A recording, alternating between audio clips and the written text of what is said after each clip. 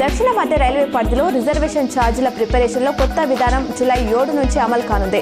ఇప్పటి వరకు రైలు బయలుదేరడానికి 4 గంటల ముందే ఛార్జ్ ప్రిపేర్ అవుతుండగా రేపటి నుంచి 8 గంటల ముందే చార్ట్ ప్రిపేర్ కానుంది. మధ్యాహ్నం 2 గంటలలోపు బయలుదేరే రైళ్ల చార్టులను ముందు రోజు రాత్రి 9 గంటల కల్లా వెల్లడిస్తారు. 10 ఏళ్ల కేసీఆర్ పాలనలో రైతు ఆత్మహత్యలు రికార్డు స్థాయిలో తగ్గాయని మాజీ మంత్రి హరీష్ రావు ట్వీట్ చేశారు. దేశవ్యాప్తంగా 2015-2022 మధ్య నమోదైన రైతు ఆత్మహత్యల డేటాను ఆయన షేర్ చేశారు. రాష్ట్రంలో రైతుల ఆత్మహత్యలు 2015లో 11.1% ఉండగా 2022 నాటికి 1.57%కి తగ్గినట్లు తెలిపారు. ఒక దేశం ఒక రాజ్యాంగం అనే నినాదంతో భారతదేశ సమగ్రత ఐక్యత కోసం అహర్నిశలు శ్రమించిన మహనీయుడు శ్యామ్ ప్రసాద్ ముఖర్జీ జయంతి సందర్భంగా ఇందూర్ బీజేపీ జిల్లా కార్యాలయంలో జయంతి కార్యక్రమం నిర్వహించబడింది.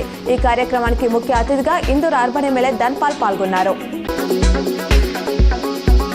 రాష్ట్రంలో అర్హులైన ప్రతి ఒక్కరికి రేషన్ ఇస్తామని మంత్రి ఉత్తమ్ కుమార్ రెడ్డి తెలిపారు. గడిచిన 6 నెలల్లో 41 లక్షల మందికి కొత్తగా రేషన్ అందించినట్లు పేర్కొన్నారు. ఈ నెలలో మరో 2.4 లక్షల కొత్త కార్డులు పంపిణీ చేస్తామన్నారు. వీటి ద్వారా మరో 11.30 లక్షల మందికి లబ్ధి చేకూరుతుందని ట్వీట్ చేశారు.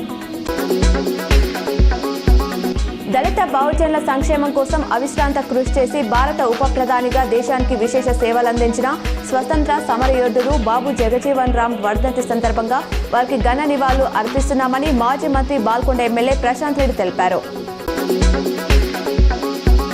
హైదరాబాద్లోని తెలంగాణ భవన్లో స్వతంత్ర సమరయోధుడు బాబు జగజీవన్ రావ్ వర్ధంతి సందర్భంగా ఆయన చిత్రపటానికి బీఆర్ఎస్ నాయకులు ఘన నివాళులు అర్పించారు. ఈ కార్యక్రమంలో జెడ్పీ మాజీ చైర్మన్ విఠలరావు పాల్గొన్నారు.